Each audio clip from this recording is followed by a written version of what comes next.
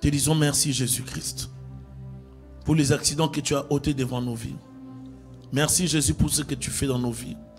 Merci pour tes œuvres qui sont en grand nombre. Nous disons merci. Merci pour l'opportunité que tu nous offres d'entrer dans ta présence. Garde-nous Jésus près de toi. Préserve-nous du mal et du malin. Bénis ce moment, Jésus, viens nous aider à comprendre ta parole. Que ce qui sera prêché soit pour édifier. J'aimerais, Seigneur, que tu parles par moi, que je ne sois qu'un instrument et que l'inspiration puisse couler pour bénir une vie.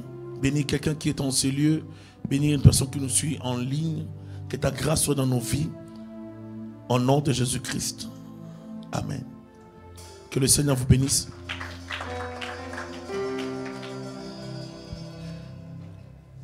Amen. Je suis dans la joie de vous parler de la part du Seigneur. Le thème de ce soir, c'est l'importance de servir Dieu malgré les combats. Amen. Servir Dieu malgré les combats, servir Dieu malgré certaines réalités décourageantes qui sont autour de nous. Nous devons continuer à servir Dieu. 2 Timothée 4, premier verset. 2 Timothée 4, premier verset.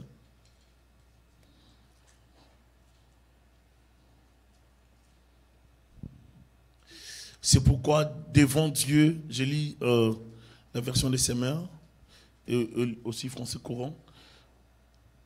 Vous pouvez lire dans l'autre version. C'est pourquoi devant Dieu et devant Jésus-Christ qui va juger les vivants et les morts et dans la perspective de sa venue et de son règne, je te le recommande solennellement, proclame la parole, insiste que l'occasion soit favorable ou non, convainc, réprimande, encourage par ton enseignement avec une patience inlassable, car le temps viendra où les hommes ne voudront plus rien savoir de l'enseignement saint. Au gré de leurs propres désirs, ils se choisiront une foule de maîtres à qui ils ne demanderont que de leur caresser agréablement les oreilles. Ils détourneront l'oreille de la vérité pour écouter des récits de pure invention. Mais toi, fais preuve en toutes circonstances de modération. Supporte les souffrances, remplis bien ton rôle de prédicateur de l'évangile. Accomplis pleinement ton ministère. Amen. On s'arrête là. Je lis la version français courant. Je te le demande solennellement devant Dieu et devant Jésus-Christ, qui jugera les vivants et les morts. Je te le demande au nom de la venue de Christ et de son royaume. Prêche la parole de Dieu avec insistance. Que l'occasion soit favorable ou non, sois persuasif. Adresse des reproches et des encouragements en enseignant avec une patience parfaite. Car le temps viendra où les gens ne voudront plus écouter les véritables enseignements, mais ils suivront leurs propres désirs et s'entoureront d'une foule de maîtres qui leur diront ce qu'ils aiment entendre. Vous voyez? Ils fermeront leurs oreilles à la vérité pour se tourner vers les légendes. Mais toi, garde la tête froide. Verset 5. En toutes circonstances, supporte la souffrance. Travaille activement à la diffusion de la bonne nouvelle et remplis ton devoir de serviteur de Dieu. Amen. Si nous lisons les deux versions, même avec ça aussi, mais toi sois sobre en toutes choses, supporte les souffrances, fais l'œuvre d'un évangéliste, remplis bien ton ministère. Frères et sœurs, je nous exhorte à servir le Seigneur. Le but de cette exhortation, de cette parole, c'est nous pousser à aimer Dieu davantage, à les servir malgré ce que nous traversons, malgré les réalités. Bien-aimés dans le Seigneur, nous sommes invités à servir pour les intérêts du royaume des cieux, malgré certaines réalités. Notre attachement à Dieu ne devrait pas dépendre des avis des gens ni des attitudes de nos proches. Servir Dieu est un privilège que Dieu nous fait afin de nous permettre de nous rapprocher de sa gloire, de nous approcher de son trône. L'apôtre Paul écrit la lettre pour fortifier Timothée, son fils, afin que les réalités ne détruisent pas la chose de Dieu en lui. Il est conscient que le combat est fort et que son fils spirituel Timothée ne pouvait tenir ferme sans son intervention et son soutien. Paul était assis dans la cellule en tant que prisonnier, sous l'humiliation totale. Il était même abandonné par tous ses disciples. Il n'avait pas le temps pour autre chose, car ses heures de vie étaient comptées. Dans peu de temps, les soldats pouvaient débarquer, les chercher afin d'aller les décapiter. Il attendait peut-être la mort. Il savait que tout était parti pour qu'il meure. Mais ayant reçu la lettre de son fils Timothée, il décida de faire de cette situation une priorité, malgré son état. Paul encourage et fortifie Timothée, alors que lui-même ne sait pas s'il passera la nuit vivant. Il est dans une situation difficile, mais il préfère écrire, rédiger, pour fortifier celui qui est à l'extérieur. Lui-même, il souffre, mais il rédige pour son fils.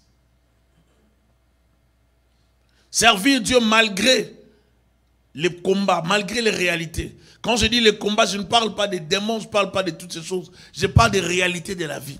Je parle de toutes ces choses que nous rencontrons dans la vie, les réalités de nos familles.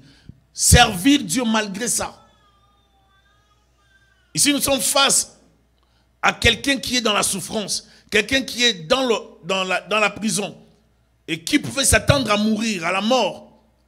Mais ayant reçu la lettre de son fils spirituel Timothée, qui lui annonce le départ de plusieurs, qui lui annonce le départ et l'abandon, le rejet de certains anciens diacres et autres, Timothée était déstabilisé. À un moment donné, même les exégètes théologiens disent que Timothée a voulu lui aussi abandonner Dieu.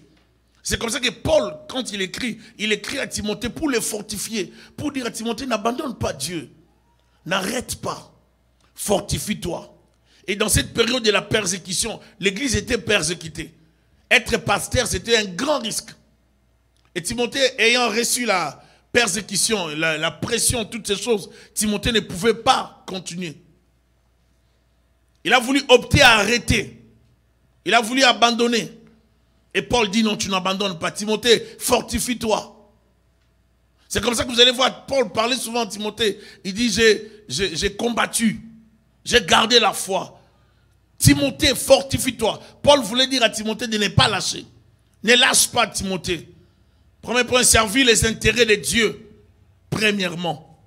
Celui qui sert les intérêts de Dieu se sacrifie malgré les réalités pour défendre l'honneur de son Dieu. Il traverse des problèmes, mais il cherche d'abord l'intérêt de Dieu. Matthieu chapitre 6 nous parle, à partir du verset 31 par là, on nous parle de chercher premièrement le royaume des cieux.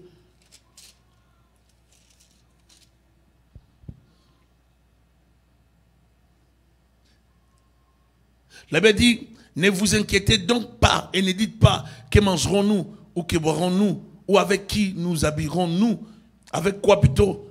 Toutes ces choses, les païens s'en préoccupent sans cesse, mais votre Père qui est aux cieux, c'est que vous en avez besoin. Faites donc du royaume de Dieu et de ce qui est juste à ses yeux votre préoccupation première. Et toutes ces choses vous seront données en plus. Préoccupez-vous du royaume. Préoccupez-vous de servir Dieu. Préoccupez-vous de gagner des âmes, de parler de Christ. Préoccupons-nous de Christ. Est-ce qu'on peut se préoccuper de servir Dieu? Amen. Je demande qu'on puisse me suivre ici.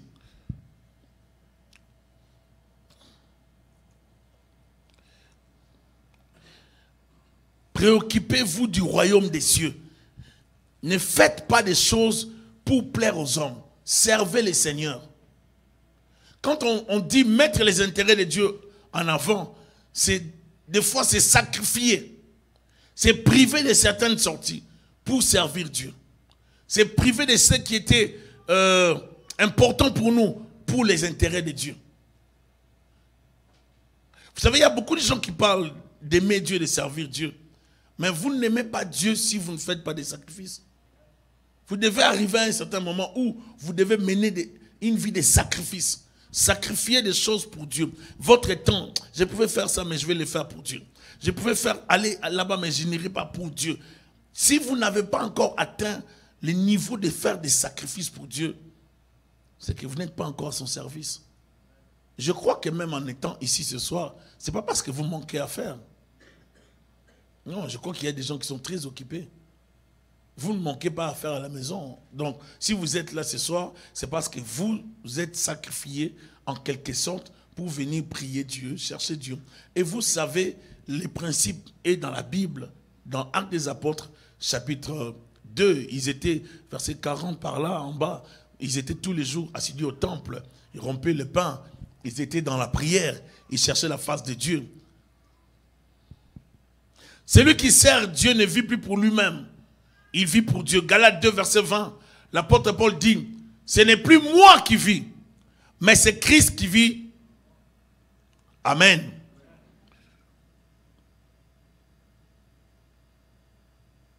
Il n'est pas facile de servir Dieu dans la réalité du monde d'aujourd'hui. On ne peut pas servir Dieu et vivre sans problème. On ne peut pas servir Dieu sans problème. Si vous servez Dieu, vous aurez toujours des problèmes. Vous aurez de la tribulation. Si vous attendez à servir Dieu sans problème, vous rêvez. J'entends des fois des gens, je vois des jeunes, même d'autres personnes vouloir servir Dieu. Ce n'est pas un péché, c'est très bien. Dieu, il y a besoin d'ouvriers.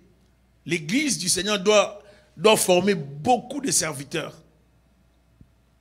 La mention est grande, mais il y a peu d'ouvriers dans l'église et dans le besoin des pasteurs, des prophètes, des évangélistes, de tous ces gens. L'église est dans le besoin, pas l'église de la promesse, mais l'église du monde est dans le besoin. Donc il faut qu'il y ait plus de serviteurs. Mais ces serviteurs doivent aussi savoir qu'il y a aussi plus de problèmes qui les attendent. Amen. Les services, ce n'est pas passer devant. Les services, ce n'est pas faire des affiches. Lorsqu'on fait des photos, des affiches, il y a des gens qui sont contents parce qu'ils voient l'affiche, ils voient leur visage sur l'affiche. Mais les ministères, ce n'est pas les affiches. Hein. Les ministères, c'est beaucoup plus de réalité. C'est la réalité de tous les jours. Comment vous allez affronter certaines réalités. Comment vous allez vivre avec des gens. Comment vous allez vivre les accusations. Comment vous allez vivre la manipulation, les attaques des ténèbres, les combats spirituels. Comment vous vivrez certaines réalités. Quelqu'un peut venir à l'église juste pour vous créer des problèmes. Les ministères, ce n'est pas la fête tous les jours. Non, ce n'est pas ça. Les ministères, c'est beaucoup de choses, frères et sœurs. Et tout ça, nous devons traverser des moments difficiles, mais rester fidèles à Dieu. Amen. Je vois des gens vouloir abandonner Dieu parce qu'ils traversent des moments difficiles. Même d'autres qui se découragent de continuer à prier parce que ça ne marche pas. Et peut-être parmi nous, tel que nous sommes ici, il y a des gens qui prient Dieu, mais avec des délais. Je vous assure, vous avez déjà fixé des délais de 4 mois. Si Dieu ne donne pas dans cette période, j'arrête.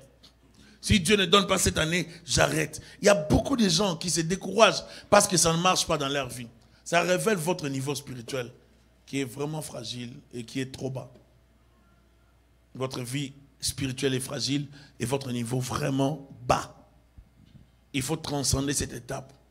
Dieu me donne, Dieu ne donne pas, je le sers. Amen. C'est comme ça que la femme de Job va dire à Job, maudit Dieu et meurt. Job va dire, je ne peux pas le faire. L'Éternel a donné, l'Éternel a pris. Que son nom soit élevé. Donc, même la souffrance, c'est une école. Je reste fidèle à Dieu. Ma fidélité à l'Éternel n'est pas liée au bien matériel. Ce n'est pas seulement parce que je suis bien que je sers Dieu. Même dans la souffrance. J'ai servi Dieu dans une période, je me rappelle, une période où la situation était difficile dans la famille, même au pays. Je me rappelle un jour, on avait fait comme 3 jours. Il n'y avait pas à manger, puis ces jours-là, le 3e jour, je devais prêcher. J'étais devant les gens, je prêchais. J'ai prêché. J'avais seulement bu de l'eau, il n'y avait rien. De l'eau. Ce n'est pas que je jeûnais, je ne jeûnais pas. La réalité m'avait obligé d'être là comme ça, sans manger. À un moment donné, j'ai eu des vertiges devant les gens. Même si j'ai tombé ces jours-là, je crois que les gens allaient dire c'est l'onction. Mais ce n'était pas l'onction. Je n'avais pas à manger. 3 jours sans manger. Il n'y a rien. Est-ce qu'il faut abandonner Dieu parce que tu n'as pas mangé? Non. C'est une école. Dieu te forme. Il y a des gens qui ne veulent pas souffrir, mais qui veulent que Dieu leur donne des choses facilement. Il y a des gens qui ne veulent pas traverser des étapes, des périodes difficiles. Vous voulez servir Dieu dans la facilité. Vous voulez que Dieu vous donne tout facilement. Dieu ne donne pas tout facilement. Dieu savait qu'il appelait Moïse. Mais Dieu a sorti d'abord Moïse du palais royal. Là où il mangeait bien, Dieu le sort de là. Moïse va faire les pieds dans les déserts. C'est comme ça que Dieu travaille. Dieu te finit. Il te finit là, ton orgueil là, il finit ça. C'est comme ça que Dieu, il te finit. Tu te regardes, tu te dis, est-ce que ça c'est moi? Oui, c'est toi. C'est toi vraiment. Dieu te finit. Tu vois, les fiers que tu faisais, tu n'arrives même plus à les faire. Dieu te finit là. Les gens qui ne t'écrasaient pas t'écrasent. Là, Dieu dit, c'est bon maintenant. C'est là que tu seras élevé. Dieu ne te lève pas comme ça parce que c'est bon. Sans souffrance, sans difficulté. Non, Dieu, le principe de Dieu, tu passes par l'école du désert. Tu passeras par les déserts. Vous le savez, non? Si Abraham, qui est le père de la foi, est passé par les déserts, vous pensez que vous passerez par quoi? Par les paradis? Non. Vous passerez par les déserts. Nous passerons par les déserts. Si Abraham est passé par là, nous aussi, nous passerons dans cette école. Nous tous, nous passerons par là. Moïse est passé par là. David est passé par là. Jacob par là. Isaac par là. Les pères de la foi ont tous vécu cela. Et vous voulez vivre quoi? Vous vivrez la même chose comme tous ces gens. Nous vivrons là. C'est un principe. Même Jésus a souffert pour avoir la gloire. Donc nous passerons dans ces genres d'école. Et c'est comme ça que Dieu nous forme.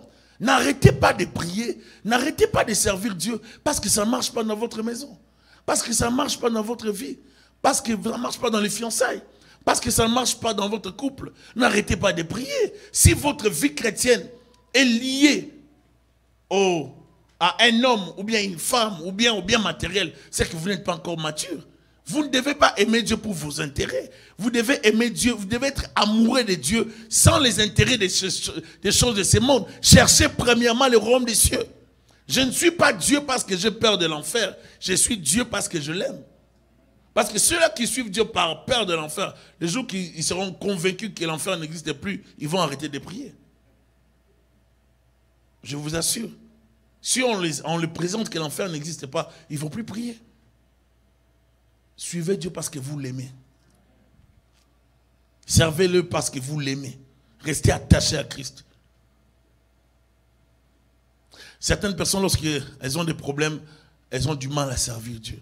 L'apôtre Paul a dû mettre ces problèmes de côté pour libérer la puissance de la foi et la puissance de la prière. Il a dit, je mets mes problèmes de côté.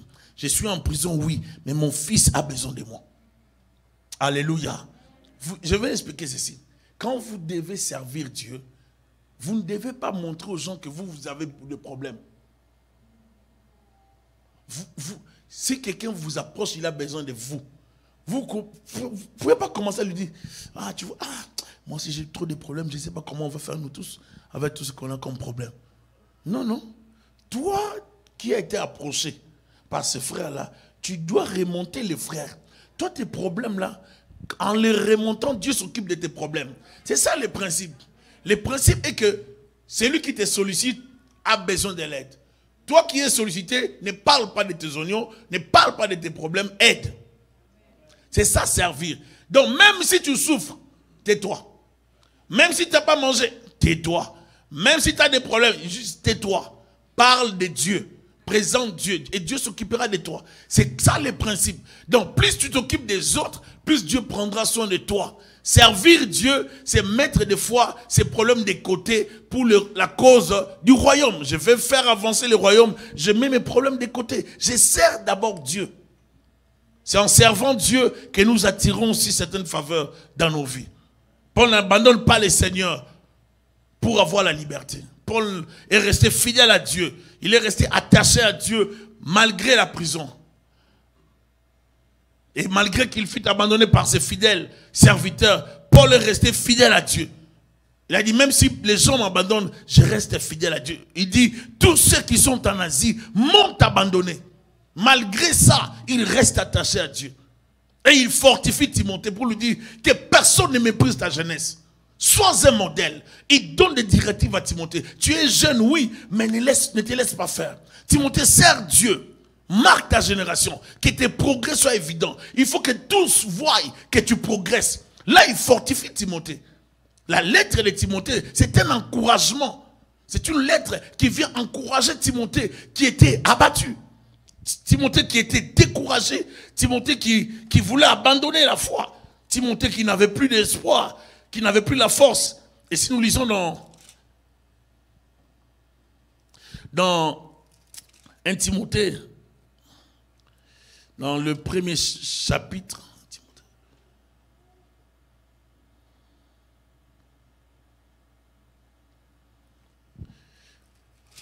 attendez un instant, je crois que c'est Timothée.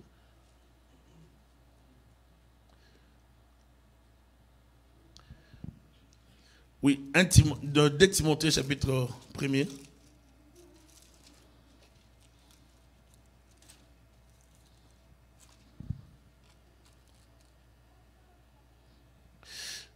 Paul, apôtre de Jésus-Christ, par la volonté de Dieu, chargé d'annoncer la vie promise par Dieu et accessible dans l'union avec Jésus-Christ, salue Timothée, son cher enfant. Que Dieu le Père et Jésus-Christ, notre Seigneur, t'accorde grâce, compassion et paix. Je suis reconnaissant envers Dieu que je sers avec une conscience pure, à l'exemple de mes ancêtres, lorsque continuellement, nuit et jour, j'ai fait mention de toi dans mes prières. Je me rappelle tes larmes. J'éprouve un vif désir de te revoir afin d'être rempli de joie. Je garde le souvenir de ta foi sincère, cette foi qui se trouvait déjà chez ta grand-mère Louise et ta mère Eunice. À présent, elle habite aussi en toi. J'en suis pleinement convaincu. Paul écrit à Timothée. Il dit à Timothée que nuit et jour, il prie pour lui. Comment toi, tu peux être en prison? Tu soutiens les gens qui sont à l'extérieur. Ce n'est pas le contraire. Mais lui, il est en prison, il pense à Timothée. Il se rappelle de Timothée, de sa foi, de son amour pour Dieu. Il se rappelle de Timothée. Paul était attaché à son fils. Alléluia. Pourquoi Paul était attaché à Timothée? Parce que Timothée était un fils loyal. Parce que Timothée, c'était quelqu'un de vrai. C'était un fils qui était attaché à Paul. Il aimait servir Dieu à côté de Paul. Paul n'a pas abandonné Timothée. Paul resta fidèle à Dieu. Il arrive par moment que l'on se demande si réellement Dieu nous avait parlé de faire son œuvre. Il arrive par moment, vous serez confronté à des réalités qui vont vous déstabiliser. Vous poserez la question si Dieu vous avait réellement donné la vision. Ou si ça venait du diable. Il y a de ces réalités qui nous poussent à nous questionner. Jean-Baptiste, face à une réalité en prison, Jean-Baptiste va se poser la question si Jésus était vraiment le Fils de Dieu. Il va même envoyer des gens poser la question à Jésus si c'était lui. Jean-Baptiste, en prison, il y a des réalités qui bougent nos foi. Il y a des réalités qui dérangent nos foi. Jean-Baptiste qui a dit, voici l'agneau qui ôte les péchés du monde. Lorsqu'il était en prison, il a dit à ses disciples, allez vérifier, est-ce que c'est vraiment lui? Ou nous devons entendre quelqu'un d'autre? Parce qu'en même temps, il disait, je suis fatigué, si c'est lui, donne-moi me sortir d'ici. Je ne peux pas rester ici. Donc Jean-Baptiste, ta tête sera décapitée. C'est fini, tu vas perdre la tête. Toi, la prison, c'est fini. Mais lui, il ne voyait pas ça. Il envoie les disciples pour vérifier si Christ était le Messie. La prison, l'humiliation, certaines réalités de la vie peuvent vous amener à douter de votre foi, de vos convictions. C'est à quoi vous croyez hier. Vous pouvez les abandonner comme ça. Parce que la réalité que vous traversez vous pousse à vous questionner. C'est comme ça que nous avons des gens qui vivent des réalités bizarres, des problèmes, mais qui disent aussi que Dieu les a abandonnés. J'en ai parlé le dimanche. Dans plusieurs situations, lorsque nous disons que Dieu nous abandonne, Dieu ne nous a pas abandonnés. Nous l'avions déjà abandonné, nous. Seigneur, tu m'as abandonné. Non, non, non, non, non. Retournons. Seigneur, tu m'as abandonné dans cette relation. Non, non, non. Soyez calme. Prenons la relation. Elle était comment? Comment tu l'as commencé? Comment tu as procédé? Est-ce que Dieu était dedans? Est-ce que Dieu était à l'intérieur? Non, si Dieu n'était pas là, tu comprends toi-même que Dieu n'était pas là. Il ne t'a pas abandonné. Tu l'avais, toi, abandonné. Dans beaucoup de choses, lorsque nous disons Dieu m'a abandonné, Dieu ne nous a jamais abandonné. Il ne nous avait même pas accompagnés. Il n'a jamais été avec nous. Et c'est comme ça que nous, on se retrouve des fois à dire des choses. Vous allez voir des gens, ah, depuis que je suis arrivé à l'église là, on ne prie pas beaucoup pour moi. Non. L'église n'est pas là pour faire de toi un bébé éternel, non. L'église doit t'amener à grandir. Tu dois grandir, apprendre. Vous voyez l'aigle là, les aigles, lorsqu'ils prennent le... on les appelle comme les aiglons. Qu'est-ce qu'ils font avec les enfants? Ils montent avec dans les airs, non? Et puis ils lâchent. Vol. Non, vol. Parce que si on ne te fait pas ça, tu ne vas jamais voler. Donc on monte avec toi dans les hôtels. Toi tu penses que maman, tu vas voir, tu vas découvrir maman bientôt. Maman te lâche. Maman crie comme tu veux. L'aigle ne va pas descendre pour te récupérer. Tu vas apprendre. Soit tu te bats, soit tu meurs. Certaines personnes apprennent dans les difficultés, dans les réalités comme ça. L'enseignement de l'aigle doit nous aider. Il faut apprendre à vous battre pour protéger votre foi, protéger votre cœur, protéger votre consécration. Vous devez protéger ce que vous avez reçu de Christ. Vous devez protéger ça comme un trésor. Vous devez veiller sur ça. Vous devez veiller sur les trésors que vous avez reçus, Jésus-Christ. Vous devez protéger votre foi de toute souillure, de tout envoûtement, de toutes ces choses qui vous éloignent de Christ. Vous devez protéger votre cœur. Je ne peux pas exposer ma vie à suivre des choses sales, impures. Et puis demain, je me dis, Seigneur, tu m'as abandonné. Non, c'est que je suis peut avoir des répercussions ou de l'influence négative dans ma vie chrétienne. Je dois protéger ma foi. Je parlerai de prier malgré la souffrance. Paul a traversé de nombreuses épreuves à tel point que sa façon de prier malgré la situation changea. Il priait, il chantait des fois, il était en prison, il a été arrêté à plusieurs fois, fouetté, mais il n'a pas abandonné. Fouetté, c'est-à-dire humilié, et même des fois déshabillé. Je crois que les gens de l'époque pouvaient commencer à dire, mais ça c'est quel apôtre? Comment lui il est tout le temps arrêté? C'est qu'il ne craint pas Dieu. Vous savez, des fois, quand l'humiliation arrive dans la vie d'un homme, d'un serviteur, de quelqu'un, les gens peuvent spéculer. Oh, ça peut être une école. Il y a des écoles de Dieu. Quand Dieu veut former quelqu'un, il peut te former par plusieurs réalités. Pourquoi? Parce que lui, il veut comme ça. Paul a été arrêté plusieurs fois. Et fouetté plusieurs fois. Et même une fois, il a été lapidé, les gens crient qu'il était mort, il n'était pas mort. Une autre fois, il a failli mourir, on l'a cassé. Dans quoi? Dans un panier. Paul a accepté de se cacher dans le panier. On l'a caché, on l'a descendu par des fils pour échapper aux gens qui voulaient le lapider. Vous pensez prêcher, c'est bien. C'est facile dans certains milieux. On va te donner des cours. J'ai déjà donné l'exemple, une fois j'ai prêché dans un deuil au Congo. J'ai vu comment les gens me regardaient, j'ai compris que si je reste, on me tabasse. Après la prédication, j'ai demandé aux gens de fermer les yeux. Je ne peux pas vous mentir, frère. J'ai demandé à tout le monde de fermer les yeux. J'ai insisté. Et puis j'ai dit, on prie. J'ai dit au frère, un frère là, tu clôtures. Et moi, pendant que je dirigeais la prière, j'ai circulé. Et dans la parcelle, je me suis dirigé vers la porte. Quand je suis allé à l'extérieur, non. Là, je ne peux plus courir comme ça. Non. J'ai couru, frères et sœurs. Je me rappelle très bien, j'ai couru. Parce qu'ils savaient, si on m'attrapait, si on me prenait, non, on allait me tabasser. Et même, je me rappelle, il y avait un ami à mon père qui était dans ce deuil-là. il est venu même 1 ou 2 jours après, chez nous, voir mon père pour lui dire, ton fils a crié sur nous. Au deuil. Donc vous voyez jusqu'à quel point ma prédication était dérangeante. J'ai prêché sur quoi? L'enfer. J'ai prêché sur l'enfer. J'étais vraiment...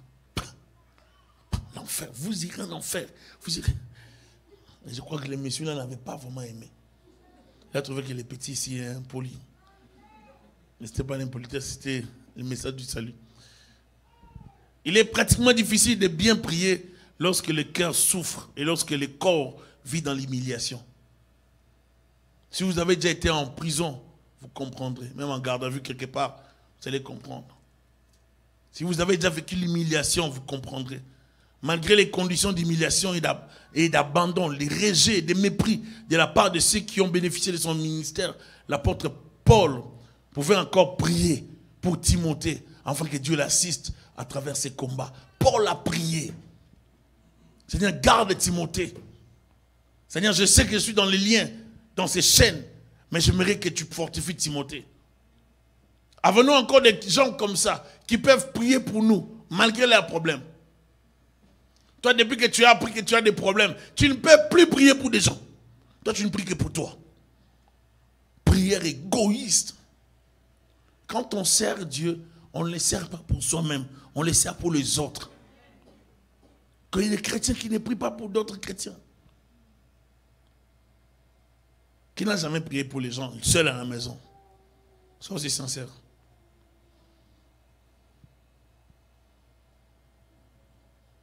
Des fois, on peut être amis à l'église, mais à la maison, on s'oublie. On s'oublie vraiment. Mais vous devez apprendre à vous soutenir dans la prière. Amen. Nous devons apprendre à nous soutenir dans la prière. Il faut prier. Amen. Il faut prier malgré les combats. Il faut prier malgré les réalités que vous traversez. Paul priait pour Timothée. Et pour lui prier, c'était normal. C'était naturel. Il devait soutenir Timothée. Il ne devait pas abandonner un fils loyal, un fils qui avait la loyauté, un fils intègre. Ainsi, Paul priait avec ardeur, afin de dire à Dieu de le préserver de tout mal et de tout danger possible. Il pria pour que Dieu relève son serviteur Timothée, qui venait d'entrer dans l'école de l'abandon. Il pria pour que Dieu relève Timothée, qui venait d'entrer dans l'école du rejet, de mépris, de fausses accusations, de mensonges et de la déloyauté. Paul a prié pour que Dieu puisse relever Timothée. Il dit, Seigneur, ne l'abandonne pas, il a besoin de toi. S'il te plaît, Dieu, étends ta main dans sa vie. J'ai besoin que Timothée reste debout. N'abandonne pas Timothée, Seigneur. J'ai besoin de Timothée, qu'il reste debout. J'ai investi en lui. Seigneur, étends ta main. Est-ce que Dieu ne savait pas que Paul avait investi en Timothée? Dieu le savait. Mais Dieu avait besoin que quelqu'un puisse se placer dans la prière spirituellement et plaider la cause de Timothée. C'est important d'avoir des gens, des hommes et des femmes qui prient. Là, je parle du ministère d'intercession. C'est plaider la cause d'eux. C'est parler à Dieu en faveur des autres. Ne prie pas tous les jours que pour toi.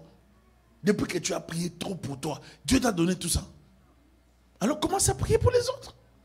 Parce que certaines bénédictions vont venir sur vous en priant pour les autres. Parce que vous pouvez trop demander, Dieu ne vous donne rien. Parce qu'il trouve que vous demandez que pour vous. Seigneur, donne-moi une voiture. Seigneur, si je te promets, si tu me donnes un bon travail, je donnerai ma dîme, je ferai un sacrifice. Dieu ne donne pas. Seigneur, je ferai un sacrifice, je donnerai les prémices. Dieu ne donne pas. Seigneur, tellement qu'il y a trop de jeux, Dieu ne donne pas. Mais commence à prier pour les autres. Seigneur, bénis telle sœur, bénis ses frères. Seigneur, je prie pour que tu gardes cette sœur, ces frères-là, ces couples-là, cette famille-là. J'aimerais que cet enfant qui est à l'église, qui est malade, Seigneur, que tu le protèges. J'aimerais que tu penses à ma tante qui est malade, à mon père, à ma mère, à mes cousins, à mes amis, à ma copine, Seigneur, à mon ami. Quand je dis copine, c'est une sœur qui prie pour une sœur. Je ne veux pas qu'on comprenne vraiment autrement. C'est pas...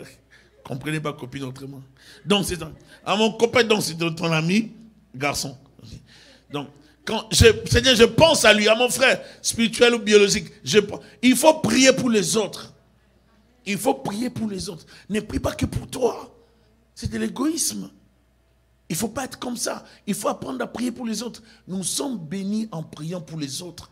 Nous ne sommes pas bénis seulement en priant pour nous. Il y a de ces prières que je faisais, je ne fais plus. Quand j'étais plus jeune dans le ministère, je demandais beaucoup de choses pour moi. Beaucoup de choses. Et des fois, ces choses que je demandais, Dieu ne les donnait pas. Ce n'est pas parce que vous demandez beaucoup, vous avez toute une liste, vous avez écrit que Dieu va tout donner. Et des fois, si vous comprenez, vous allez arrêter de trop demander. Je vous dis. Vous allez arrêter de trop demander parce que vous demandez trop. Seigneur, Seigneur, donne-moi ça, Seigneur, donne-moi ça, Seigneur, donne-moi ça. Vous demandez finalement, vous voulez quoi? Il y a certaines bénédictions qui sont liées, il y a certaines grâces que Dieu peut vous donner qui peuvent attirer d'autres choses. Des fois, il faut prier avec la révélation. Tu n'as pas besoin de trop demander. Il faut apprendre à prier pour les autres qui sont au service du Seigneur. Amen. L'apôtre Paul, malgré qu'il était apôtre, loin de Dieu, il demandait à ses disciples de prier pour lui. Il demandait à l'église de les soutenir. On a besoin de soutien. Il faut apprendre à soutenir des missionnaires. Timothée était missionnaire. Il avait besoin de soutien. Priez des fois, lorsque vous êtes à la maison, pour que Dieu soutienne les missionnaires.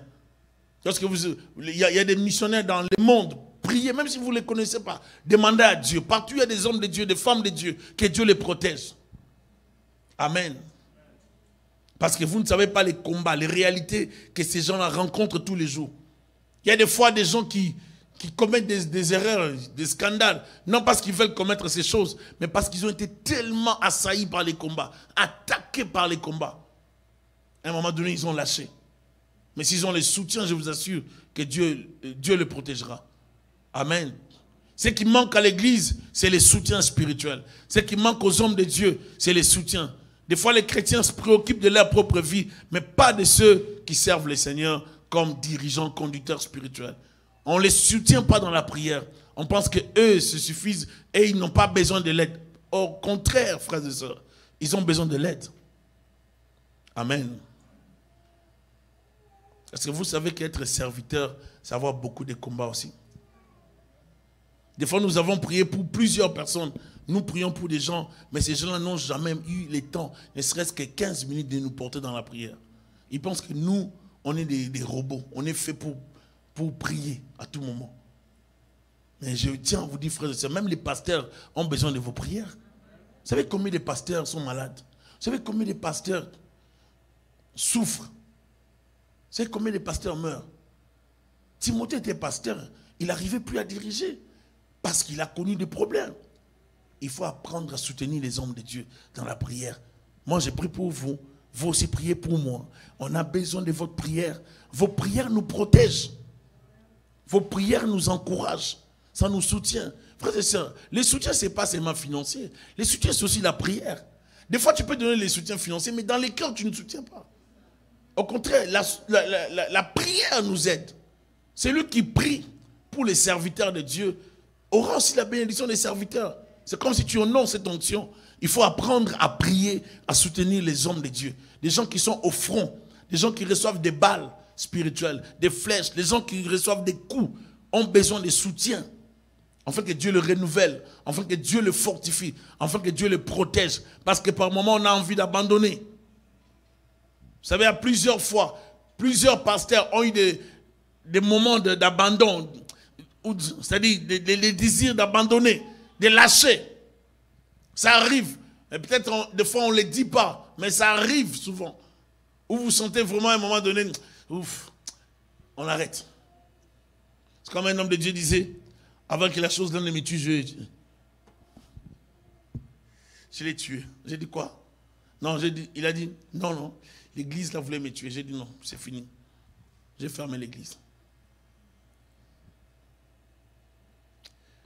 Combien de pasteurs meurent tous les jours? Combien de serviteurs? Il faut apprendre à prier pour vos frères qui vont évangéliser. Il faut apprendre à prier pour vos frères qui servent Dieu à l'église. Il faut apprendre à prier pour tout le monde. Servir Dieu peut vous attirer beaucoup de réalités, des combats. Il faut apprendre à vous soutenir. Vous ne voyez pas telle sœur à l'église. Vous ne voyez pas ces frères-là. Priez pour lui. Ne les critiquez pas quand vous le voyez en route. Priez pour lui.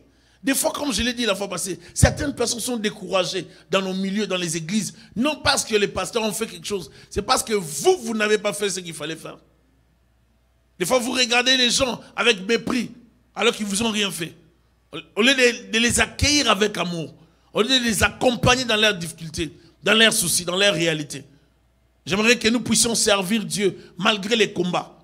Malgré ce qu'on traverse comme réalité, on reste fidèle à Dieu. Je souffre, je n'ai pas le travail, j'ai des moments difficiles dans ma vie, dans mon couple, mais je reste fidèle à Dieu. Alléluia. Je traverse des moments d'abandon, de rejet. On m'accuse faussement, mais je reste fidèle à Dieu. Est-ce que vous savez que dans les ministères, il y a des accusations? Amen. Comme je disais l'autre fois, j'ai tout fait. Je pensais qu'en faisant de mon mieux, j'allais avoir moins de problèmes. Et au contraire, j'en ai eu plus. Vous pouvez avoir la bonne volonté d'éviter des problèmes. Mais si quelqu'un veut trouver des erreurs, il va trouver des erreurs sur vous. Vous êtes avec moi? Vous pouvez avoir la bonne foi de ne pas avoir des problèmes. Mais celui qui veut avoir des problèmes avec vous, trouvera des raisons. Il verra des points noirs en vous. Je vous assure. Ce n'est pas parce que vous faites tout ce que vous faites que vous n'aurez pas de conflits. Vous aurez toujours des conflits. J'ai déjà vu une personne m'appeler. Un jour, on devait prier ici le matin à 8h avec mon épouse, 8h30. On devait prier ici à l'église. Une personne nous appelle. Pasteur, je veux vous voir, j'ai un problème. Nous, on a créé un problème. On a dit non, on sera à l'église vers 8h30. On sera en prière jusqu'à midi. Vers 9h30, la personne arrive. Elle nous a trouvés en train de prier. On a prié. C'est juste pour accuser une autre personne de l'église. Après, on s'est regardé. J'ai dit, Seigneur Jésus-Christ, quelle distraction. Ces genre de personnes, vraiment, ça c'est une distraite dans l'église. Je répète, une distraite dans l'église. Donc, ces gens de personnes, en fait, pour moi, qui ne grandissent pas. Pourquoi? Parce que une telle personne, tu nous demandes de nous rencontrer le matin. Nous, on vient à l'église le matin. Toi, tu viens nous rencontrer juste pour rencontrer des salades, en fait, des choses qui ne tiennent pas debout. Et puis, c'est monté de toutes pièces cette histoire. Des rumeurs. J'ai appris. Tout ce qu'elle a appris, c'est en fait des histoires qui suivent les pensées. Des choses sales, en fait. Je dis, mais c'est quoi cette histoire-là, ma soeur, que tu amènes ici? Nous, on est venus prier. Toi, tu viens nous voir le matin à l'église pour nous rencontrer des choses sales comme ça. Comment tu pouvais même avoir ça dans la tête? Vous savez, il y a l'une des choses que si le diable veut vous toucher, vous atteindre, ou déranger votre esprit, ou même vous combattre, il peut arranger qu'on vous rencontre des choses sales. Retenez ce que je vous dis. On vous rencontre des choses sales, suyantes, pour vous toucher spirituellement. On veut suyer vos pensées. On vous raconte une histoire qui vient suyer vos pensées. Et comme ça, on vous touche. Évitez certaines histoires comme ça. Il y a que les noms des gens, il vient avec des problèmes. Donc, tu regardes les autres comme s'ils sont sales. Et toi, comme si tu es trop sain. Non. Il ne faut pas faire ça. Ce n'est pas les ministères. Servir Dieu, ce n'est pas ça. Amen. Servir Dieu, c'est aimer son prochain. Servir Dieu, c'est respecter son prochain. C'est témoigner de l'amour envers son prochain. C'est témoigner de l'affection. C'est de ne pas soupçonner les gens, entrer dans les vies des gens, chercher à savoir là-bas ils ont mangé quoi, pourquoi est-ce qu'il s'est habillé comme ça, pourquoi est-ce qu'il a porté cet habit. L'autre fois, je l'avais vu porter ça. Mais tu veux qu'il change? Tu veux qu'il essaie des habits tout le temps? Donc, servir Dieu, ce n'est pas ça. Servir Dieu, c'est le respect de l'autre. C'est refléter Christ. C'est tout faire pour que les autres soient gagnés par notre vie, par notre conduite. Que les gens qui sont à l'extérieur puissent dire, là-bas dans cette église-là, ils prient vraiment. Mais si dans votre église, on trouve des ragots, on trouve des tralala, on trouve les blablabla, ça c'est pas servir Christ. Vous savez, il y a une image pour chaque église. Et l'église peut perdre son image à cause d'une personne ou à cause de deux personnes qui jouent le rôle de ternir l'image d'une église. Des fois, les communautés connaissent des problèmes à cause des membres. Non à cause de l'enseignant, mais à cause des membres. Quelqu'un peut quitter l'église et dire, ah, moi je ne pars pas à l'église là-bas. Pourquoi? Parce qu'il y a un frère là-bas qui s'appelait quoi? Davis. Il n'y a pas Davis ici. Les frères Davis, les frères là, vraiment, il est bizarre. Il méprise tout le monde. Il est arrogant. Lorsque tu arrives là-bas, il te pose des questions comme ça. Même si le pasteur ne sait pas, il te dit, mais qu'est-ce que tu es venu faire ici? Et puis directement, tu te décourages, tu pars de l'église. Donc il y a un frère Davis ici à l'église. Lui, son rôle, c'est de faire partie les gens de l'église. Nous étions à l'église de Racheté. Il y avait un frère avec nous. Le frère, il joue bien. Il fait bien les choses de Dieu à l'église. À l'église, il fait bien. À un moment donné, il sert à Dieu. On voit telle personne partir. Mais lui, il est toujours là. Telle autre personne. Une sœur qui était avec nous depuis des années, elle disparaît. On enquête, on vérifie, on apprend. La sœur là est partie de l'église parce que le frère là lui a dit ça. Oh, mais cette sœur là fait des années avec nous. Comment elle aussi peut être vraiment d'un niveau bas comme ça? On la manipule comme ça. On a fait asseoir le frère. Dis-nous qu'est-ce qui se passe avec telle personne, telle personne, telle personne, telle personne. Il dit rien. Alors on lui dit maintenant ce que nous on a appris. Et puis on lui dit à partir d'aujourd'hui, ne viens plus ici. Tu n'es pas un bon frère. Toi tu viens prier avec nous, mais tu fais partie des gens de l'église. Mais toi tu restes toujours avec nous. Toi tu ne pars pas. Mais tu fais tout pour que les gens ne restent pas. Je vous assure, c'est une école, j'ai appris ça de plusieurs chrétiens. Il est avec vous. Il vous détruit tout en étant avec vous. Il se rassure maintenant, comme j'ai fait partie Francisco. Je vais attaquer maintenant Rodrigue. Il s'attache à Rodrigue. Il attaque Rodrigue. Il pourrit les pensées de Rodrigue par des saletés. Si Rodrigue part, il a dit maintenant je vais attaquer David Moulomba. Il attaque David. Dès qu'il convainc David part. Lui, il reste toujours. Il dit je vais attaquer frère Adé. Il attaque Adé. Si Adé a des arguments, Adé échappe. Il dit Adé, c'est pas bon. Alors il cherche maintenant Monica. Il va vers Monica, il attaque. Donc il y a ces genres de personnes qui ne travaillent pas pour le royaume, mais qui travaillent pour le royaume de Satan. C'est comme ça, frères et sœurs. Ne vous attachez pas à tout le monde. Ce qui nous rassemble, c'est Christ. C'est la Bible. Ce n'est pas nos maisons. Ce n'est pas les biens de ce monde. Parce qu'un jour, moi, Thierry, je ne serai pas vivant. Je partirai auprès du Seigneur. Mais si l'église est bâtie sur moi, l'église ne restera pas. Mais si l'église est bâtie sur Christ, l'église va continuer. C'est comme ça que nous ne devons pas bâtir l'œuvre de Dieu sur le nom des pasteurs. L'église est bâtie sur Christ lui-même. Alors, nos comportements doivent être conformes à Christ, qui est le pivot, le centre de toutes choses. La base. Nous ne pouvons pas vivre notre vie chrétienne ou nos vies chrétiennes sans chercher à ressembler à Christ. S'il vous plaît, que Dieu nous délivre des noms des gens au nom de Jésus. Pourquoi l'abandon arrive dans la vie? Il faut savoir que la plupart du temps, les hommes n'aiment pas s'essuyer ni se salir avec ceux qui traversent des moments difficiles.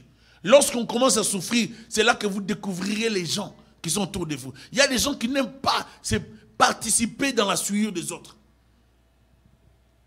Je vous ai dit, lorsque les gens à la télé, on nous présente, il y a eu cambriolage, il y a eu assassinat, meurtre, il y a 18 personnes à Dallas. Et c'était qui? C'était un jeune homme de 27 ans qui a tué les gens. Il s'appelle on le présente, c'est lui l'assassin. Les gens regardent, c'est un mauvais garçon, c'est un assassin. Mais le papa et la maman de ces garçons-là disent, Seigneur, notre fils, sors-le de là, notre fils. Pour les papas et la maman, cet assassin-là est toujours leur fils. C'est pas ça. Il n'a pas cessé d'être leur fils. Il reste leur fils. C'est comme nous, quand les gens traversent des moments difficiles, nous les abandonnons. Parce que nous ne voulons pas nous suivre avec eux. Mais Dieu est toujours là.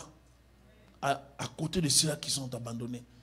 Rares sont ceux-là qui ont le courage de se dire, je resterai à côté de frère Roland, malgré qu'il traverse des moments difficiles. Je resterai à côté de ces pasteurs, malgré qu'ils traversent des moments difficiles. Je resterai à côté des, je sais pas moi, des Angèle, malgré qu'elle souffre en ce moment. Je resterai à côté d'elle. Je resterai à côté de ses frères, malgré qu'il a fait des erreurs. Je resterai à côté de cette sœur. Le chrétien aime abandonner. J'ai rencontré la race des chrétiens qui sont d'une hypocrisie spiritualisée de haut niveau. À tel point que ils veulent montrer qu'ils sont saints. Une fausse sainteté. Ils font tout pour montrer qu'ils n'ont pas besoin de se souiller. Dès que toi tu as une tâche dans ta vie, ils veulent plus de toi. Ils veulent même pas t'essayer. Vraiment, l'église chrétienne tue ses soldats tous les jours.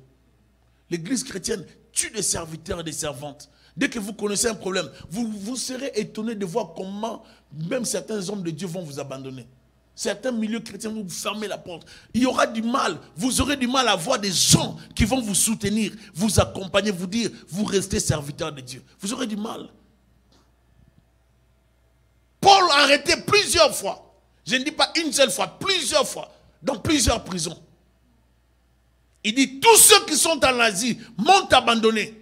Pourquoi? Sûrement, ils ont eu entendre aussi d'autres messages. À votre apôtre là, on l'arrête souvent. Vous devez réfléchir. Hein. Il ne craint pas Dieu. Hein. C'est Dieu qui l'a abandonné. C'est sûr que Dieu l'a abandonné. Les signes d'humiliation ne veulent pas dire l'abandon ni le rejet de Dieu. Dieu peut utiliser quelqu'un comme un type pour imager quelque chose, pour donner un enseignement. Il y a des gens que Dieu a utilisés dans la Bible, comme un monsieur à qui Dieu a dit, tu vas épouser une prostituée. Vous pensez que le gars là, il avait aimé ça? Mais quand Dieu lui dit d'épouser la prostituée, Dieu lui a dit, tu l'épouses. Vous connaissez c'est qui? C'est qui? Osée, hein? Ah. Dieu lui avait dit quoi? La prostituée, c'est ta femme. Ah, Seigneur, moi je suis prophète. La prostituée là, c'est qui est connue. Osée, c'est ta femme. Vous voyez comment Dieu fait les choses. Maintenant, si tes amis pasteurs qui ont la notoriété apprennent ça, ce type-là n'est pas correct. On les soupçonnait déjà. On le voyait déjà. Il passait souvent à la prostituée. Il paraît qu'elle était vers tel coin. Ce type-là n'est pas sérieux. Tu vas voir tous tes amis là t'abandonner. Parce qu'ils pensent qu'ils sont plus proches de Dieu que toi. Parce que pour eux, être saints, c'est montrer des attitudes hypocrites, des attitudes saintes pour manifester la spiritualité apparente. Séduire comme les pharisiens. Dieu n'a que faire des pharisiens modernes. Et ils sont nombreux dans nos milieux. Et dans le milieu des serviteurs, on est vraiment dans ça. Il y a plusieurs pharisiens au service du Seigneur qui tuent les autres. Nous abandonnons nos frères qui traversent des moments difficiles. David était mal à l'aise de voir quelqu'un lui annoncer la mort de David, de Saül. Mal à l'aise. Ça devait normalement lui faire du bien, n'est-ce pas? Est-ce que vous savez que lorsque certains hommes de Dieu tombent dans des scandales, d'autres hommes de Dieu aussi dans la ville sont dans la joie parce qu'ils savent que l'église va se vider et les gens vont aller dans leurs églises? En fait, ce sont les enseignements que je peux donner aux serviteurs. Vous savez que les gens sont contents d'apprendre qu'il y a un scandale là-bas. Les gens sont contents. Le cœur des chrétiens est méchant. Les gens sont contents d'apprendre que là-bas, il y a baisse des gens. Maintenant, ceux-là qui connaissaient d'autres personnes commencent à entrer dans vos Facebook pour chercher les visas. S'ils voient, ils appellent maintenant. En même temps, je passe le message à quelqu'un qui fait ça. Je suis prophétique. Hein?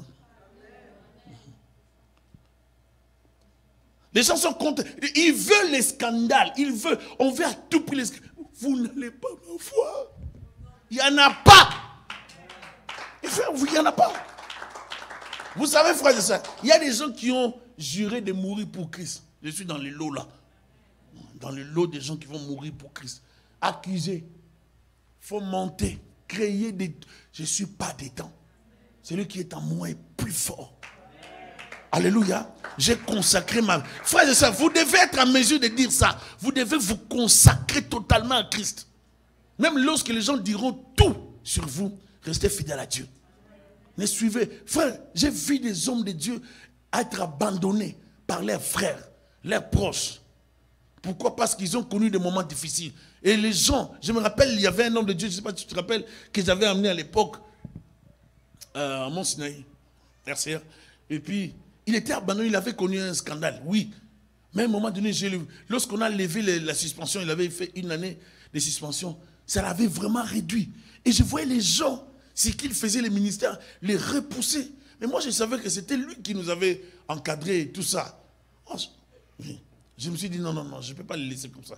Lorsqu'on a levé la mesure de suspension dans l'église où il était, moi, comme j'avais un mouvement de jeunes aussi, on appelait ça groupement des jeunes, avec d'autres serviteurs, j'ai dit, non, on organise quelque chose, je vais inviter cet homme-là. Il était choqué de voir que je l'ai invité, alors que tout le monde ne voulait plus de lui, parce qu'il était humilié, parce qu'il avait fait un scandale. Moi, j'ai dit, non, pasteur, je t'invite, viens.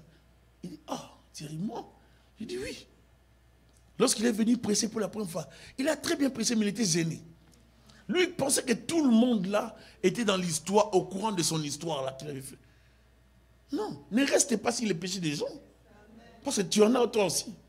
Si Dieu pardonne, pourquoi vous voulez rester sur les péchés des autres? Non, nous devons passer. Dieu pardonne, nous aussi on pardonne. On passe. On n'encourage pas les péchés, mais on ne veut pas non plus détruire ni tuer nos frères et sœurs. Alléluia. Et je me rappelle, je lui ai redonné la force de servir Dieu. Je l'ai boosté encore, j'ai donné encore d'autres programmes. Il est revenu. Mais quand il a commencé à prêcher, les gens l'ont découvert. Les gens ont dit, waouh, quel prédicateur. Et j'ai organisé des formations des ouvriers, des serviteurs de là où j'étais. Il est venu enseigner. J'ai dit, vous voyez les choses que je vous enseignais, c'est ce type-là qui m'avait enseigné. Ils ont dit, ah bon? Waouh! Vous savez, des fois nous tuons nos leaders. Nous tuons des soldats. Nous tuons des gens qui peuvent nous amener. Des gens qui peuvent nous amener loin. Vous savez, dans une armée, un général qui a déjà connu des guerres, 4 guerres, on ne les met pas de côté facilement. C'est quelqu'un qui peut vous renseigner. Il va vous apprendre beaucoup. Si vous êtes de la nouvelle génération des ignorants, vous allez faire les gros dos, vous allez montrer que vous avez la force, vous irez là-bas, vous allez mourir. Jusqu'à ce que vous allez comprendre que vous aviez quelqu'un à vos côtés qui a plus de connaissances que vous. Vous avez juste la force, la jeunesse, mais lui, il a la stratégie. Vous avez juste la force, la jeunesse, mais lui, il a l'expérience. Et l'expérience ne se partage pas facilement. Donc, si vous allez vers le vieux général là, il va mieux vous renseigner. Il vous donnera la stratégie ou les stratégies du combat. Frère, il y a des gens qu'il ne faut pas tuer. Timothée ne pouvait pas mourir. Paul a dit, malgré ma prison, mon fils doit rester debout. Malgré ma prison, je dois fortifier Timothée. Combat les bons combats de la foi. Il dit à Timothée, fortifie-toi, prends courage. Ne te décourage pas. Sers Dieu malgré les combats. Sers Dieu malgré les problèmes que tu as. Sers Dieu malgré les accusations. N'abandonne pas Timothée. Sers Dieu. Paul dit à Timothée, persévère, bats-toi, reste au pied de Jésus-Christ. Ne l'abandonne pas. Les gens peuvent t'abandonner, mais Dieu ne t'abandonnera pas. Avec Dieu, Timothée, tu feras des exploits. Sers-le. Paul l'encourage à les servir. L'homme fonctionne avec l'esprit d'intérêt. Les hommes fonctionnent avec les intérêts. Ne croyez pas toujours aux paroles des hommes lorsque vous n'avez pas de problème. Car vous les connaîtrez, ou vous connaîtrez vos amis durant les épreuves. Il y a des gens qui vont vous acclamer aujourd'hui, qui vont vous féliciter, vous dire de belles paroles, de bonnes paroles, vous bénir, parce qu'il n'y a rien sur vous. Mais les jours qu'ils apprendront des choses sur vous, ils vont vous lâcher. Je vous dis, le meilleur ami aime en tout temps. Et dans certaines circonstances, il peut se présenter plus qu'un frère. Et vous avez besoin de ce genre de personnes. Je vous assure, frères et sœurs, entourez-vous des gens qui peuvent vous booster dans la foi, vous maintenir à servir Dieu. Malgré vos faiblesses, ils vont vous tenir la main pour que vous puissiez continuer la course. Il ne faut pas arrêter. Il dit, oubliant ce qui est en arrière, portant mon regard vers de l'avant, je cours vers le but de la vocation céleste. Je cours pour atteindre Christ. J'oublie tout ce qui est en arrière. Alors vous devez courir. Vous devez vous battre. Quelles que soient les réalités, ne lâchez pas. Servez le Seigneur. Battez-vous pour le Seigneur. Battez-vous pour plaire à Jésus-Christ. Il est le roi des rois. Il ne vous abandonnera jamais malgré l'abandon des hommes. Si Dieu ne vous a pas abandonné, les hommes peuvent vous abandonner. Dieu sera toujours avec vous. Les hommes peuvent vous laisser. Dieu sera avec vous. Servez Dieu malgré les souffrances. Servez-le malgré les rejets. Servez-le malgré les accusations. Servez-le malgré les problèmes que vous traversez dans votre vie, dans votre famille. Malgré vos faiblesses, servez-le. Servez-le, n'arrêtez pas de les servir. La souffrance, les difficultés et certains problèmes sont des éléments qui aident à sortir la nature véritable de l'homme. Et vous connaîtrez certaines personnes dans la souffrance.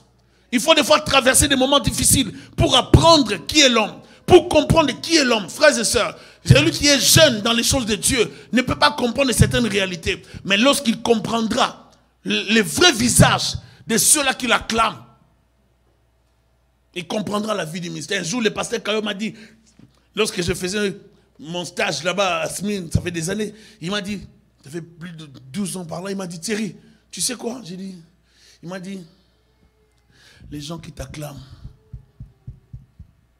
vont te poignarder dans les dos.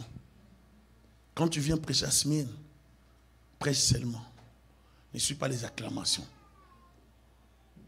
La vie. Ne suivez pas ce que les gens vous disent comme parole. Les mêmes personnes qui ont crucifié-le, c'est les mêmes personnes qui ont mangé le pain, le poisson. Et j'aimerais dire, frères et sœurs, ce n'est pas parce que vous faites des bonnes choses envers des gens que les gens vont vous retourner toujours des bonnes choses. Vous continuez seulement à faire des bonnes choses.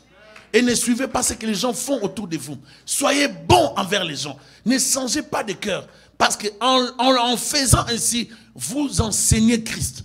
Vous reflétez Jésus-Christ. Soyez bons envers les gens qui sont autour de vous. Timothée n'a pas développé la haine, mais Timothée a failli abandonner. Paul l'a relevé, l'a encouragé. Soyez fortifiés, servez les seigneurs malgré vos problèmes. Que Dieu vous bénisse.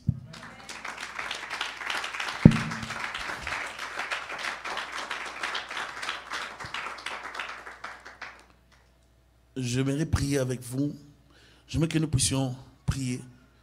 Est-ce qu'on peut faire une courte prière? Dis à Dieu, Seigneur, aide-moi. J'aimerais te servir malgré mes problèmes, malgré les combats dans ma vie, dans mon mariage, dans ma vie, dans mes projets, malgré tout ce que je traverse, j'aimerais te servir. Fortifie mon esprit. Prions, s'il vous plaît. J'aimerais te servir, Seigneur, malgré mes combats, malgré mes problèmes. Je te prie d'étendre ta main dans ma vie. Protège-moi, couvre-moi par ta grâce, par ta bonté, ta miséricorde. Que ta grâce, ta faveur soit sur l'Église. Au nom de Jésus-Christ, Saint-Esprit de Dieu, nous te supplions de nous couvrir par ta main puissante. Seigneur, nous ne sommes pas forts, nous ne sommes pas capables. Il nous arrive, Seigneur, de tomber, de faire des erreurs, Seigneur, en tant que chrétien, en tant que humain, Seigneur. Mais nous voulons, Seigneur, que tu nous gardes dans le bon chemin. Je prie pour mes soeurs, mes frères, de marcher, Seigneur, dans ta volonté, loin du péché. Seigneur, éloigne de nous tout ce qui peut souiller nos vies, tout ce qui peut nous salir, tout ce qui peut détruire l'image de Christ. Protège-nous, Jésus. Fortifie-nous, Jésus. Malgré les combats, malgré les problèmes dans les familles, dans les couples. Seigneur, aide-nous, Jésus, à être des bons chrétiens. Aide-nous à être des exemples à suivre dans nos milieux. Couvre-nous par le Saint-Esprit. Au nom de Jésus, je détruis tout ce qui n'est pas de toi. Et je demande la grâce de Dieu. Viens nous fortifier. Viens nous relever. Viens nous diriger. Viens nous guider par le Seigneur Saint-Esprit. Que tout soit pour ta gloire. Au nom de Jésus-Christ. Donne-nous, Seigneur, la force de te servir. Donne-nous les ailes de te servir. Protège-nous, Jésus. Malgré l'abandon, malgré les rejets, malgré les accusations, malgré les salissements, malgré les choses semblables, étends ta main dans nos vies, dans les noms puissants de Jésus. Nous avons prié. Amen. Amen. Que le Seigneur vous bénisse abondamment. Merci. J'aimerais que